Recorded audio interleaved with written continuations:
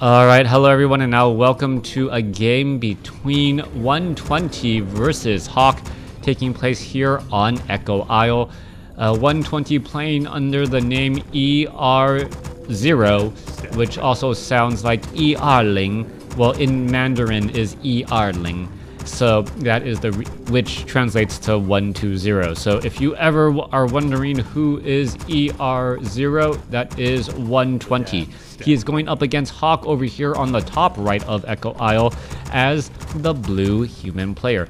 Yes, I feel very glad to see all those Blade Masters to counter the Keeper. But the Blade Master has been a main staple hero for the Orc for quite some time. It doesn't really seem like the Blade Master is countering the Keeper of the Grove as opposed to the Blade Master is the go-to hero. Oh, well, yeah, addition of Shamans. Lightning Shield, very, very effective. The archers generally do clump together, and when you break Windwalk, standing right next to all of those archers, well, that lightning shield does start to add up a lot of damage. And then more importantly, it almost feels like the Blade Master is able to chase after those archers when they're running away. And since the Blade Master has such fast movement speed, he can actually still use that AoE damage continually. All right. Death Knight now being summoned out onto the field, and those purges, man. Yep, purges, very, very strong as well. As shamans were almost laughed at, not really used for a very long time until, well, until Purge became much more useful, and Lightning Shield became, I don't know if there was a change to Lightning Shield or how it worked, but it seemed like people really wanted to start experimenting with Lightning Shield to do a bit more damage as well. Scout Tower getting added in, Militia now being called over. Water Elemental being dropped down as the Ogre Warrior creep camp will get cleared out in pretty much record time. Death Knight heading out across the map here. I don't believe he's going to be trying to take down this Ogre Magi. He's just going to try and simply make his way over and perhaps punish his opponent, who is doing a lot of creeping here. All right, going to go ahead and deny that Water Elemental. There it goes. Death Knight shows up to the party. Archmage takes a Death Coil in the back, and you can see a little bit of an exchange and engagement there. Archmage. Level 3 armor, now looking to pull back here. More sheep getting taken out. The Death Knight could try and, well, summon up some more skeletal minions, which is always a bit of a problem. Anytime you are dealing with, well, timed life units, just go ahead and feel free to back away from them. During the early stages, these skeletal minions are very, very powerful since, well, you're so much more vulnerable to these early type of disruption and harassment attacks. Eventually, though, after their timed life brings them to an end, you really don't have to engage them unless you care about that specific position on the map, or if your opponent is trying to interrupt you. Choosing and knowing when to fight and when to pick your battles is in a very important part, as the Death Knight quickly and easily death coils down a unit right there, getting a little bit of extra gold. Skeletal minions now joining back in on the fight, as well as the footmen are going to be able to push back all of these skeletal minions. I really do like the fact that summon units have timed life and they do give experience, so it's one of those things where you are not necessarily gonna suicide summoned units into your opponent's base. Since you know, hey, if it's just mana, what's the harm in doing it? You could accidentally start feeding your opponent experience, and as he gains experience, well, he's just that much more difficult to deal with. Now Militia gonna go ahead and easily finish off some of these skeletal minions here. Skeletal minions now looking to back off. Is more damage getting added in. Crypt Fiend now joining in on the fight. Death Knight, Ogre Magi down to 64, and a Death Coil again, beautifully done by 120. 120 has stolen a fair amount of experience. As you can take a look, that Crypt Fiend's gonna try and go after this footman here. The footman, however, gonna pretty much get denied by the Archmage, airmailing a fireball.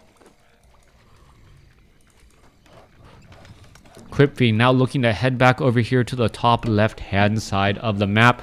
Meanwhile, back down to the south, Death Knight still looking to clear out or perhaps pick up a Naga Sea Witch. Tavern Hero could be a viable option, as we are already at Halls of the Dead. But it looks like the Naga Sea Witch has been joined in on the fight to try and put pressure during this early stage. Death Knight, level 2 with the Unholy Aura, now trying to go after some of those units here. Naga Sea Witch turn backs around, getting damage across multiple units here. Footman down to 108 hit points. Well, 1 or 2 more shots should do it, and is it going to finish off? Yes, it will. Crypt Fiend being forced to retreat. Death Knight could try and turn back around and get a big death coil and heal up that Crypt Fiend here, but it's just trying to buy its time as much as it can. All right, Crypt Fiend's 26 to 31 damage, more damage onto that Archmage. Archmage could be in trouble, down to 130, down to 132, down to 54. Death coil, well, no, Scroll of Town Portal used in time, as it looks as though the Scout Tower is going to be in a bit of duress here.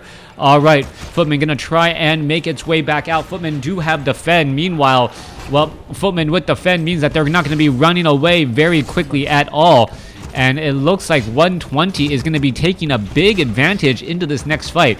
Archmage sitting at 79 hit points. Naga or Death Knight could try and finish off some of that unit right there. Meanwhile, the Scout Tower could end up getting taken down here in just a moment, as the Archmage, well, decides it needs to get away. Archmage down to 11 hit points. One more shot would do it, but the Archmage looks like it's just going to be backing off.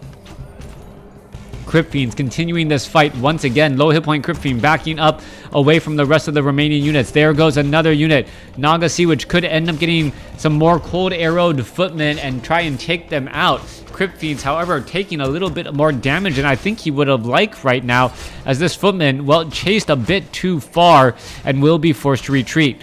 Militia now joining in on the fight as well. Archmage dropping in water elementals from the north, trying to pick off any units or any stragglers, but the footmen, well, are diving in way too deep in a single file line, and this is just very easy to handle. Footman continuing this fight here. Footman now about to get finished off. Let's take a look at this. One low hit point. Footman down to 36 hit points as the Obsidian statue finally arrives to the party to provide some healing. Back off to the north, we are still at Town Hall. On both sides, we are not going to be looking at any sort of healing from the human players, save for Troll Shadow Priest. Wow, Troy. All right, Naga Sea Witch sitting at level 2. Little bit more mana to be had. Death Coil saves a low hit point Crypt Fiend, trying to take out some of those footmen again. Death Knight in a little bit of trouble. Crypt Fiend's not looking to back up. A Scout Tower about to be completed into an Arcane Tower, I believe. And once the Arcane Tower is out, the Death Knight really does not want to venture in too far. Naga Sea Witch sitting at, what, 486 hit points. Footman now continuing this fight here again. Let's take another Footman out. There they go, as the Crypt Fiends are looking to, well, battle it through. All right. Obsidian statues all here once more. Death Knight pulling back. Footman now making its way back as well, as the Footmen really are trying to dive in onto those Crypt Fiends. However, with that slow arrow from the Naga Sea Witch, by the time a single Footman gets within real combat range of the Crypt Fiend, it's being forced to pull back already, as staying too long will just ensure its death. And at that point, you're feeding more and more experience to this undead army that is currently almost able to walk over you right now. You want to try and trade efficiently, get a little bit more when you are behind. When you are ahead, you want to press that advantage as much as possible without risking too much either. All right, Crypt Fiends looking to push down or push back those footmen. Arcane Vault down to 200 and some odd hit points. Could get taken down here at any moment. Hawk is in desperate need of some help in order to defend against this onslaught. The Death Knight Death Coils onto the Archmage. Archmage, one more Death Coil, and it will get taken down. The Archmage has to be extremely careful now, as its hit points are just slowly regenerating. All right, Death Knight sitting at level 3 again. Destroyer going to show up onto the field to eat some water elementals and be able to do exactly that. There's the Death Coil onto the Archmage. I don't believe Hawk knew, or he forgot how much the Death Knight's Death Coil does to a hero, even with magic resistance. Thanks for watching. Thanks for listening. Hope you guys enjoyed it.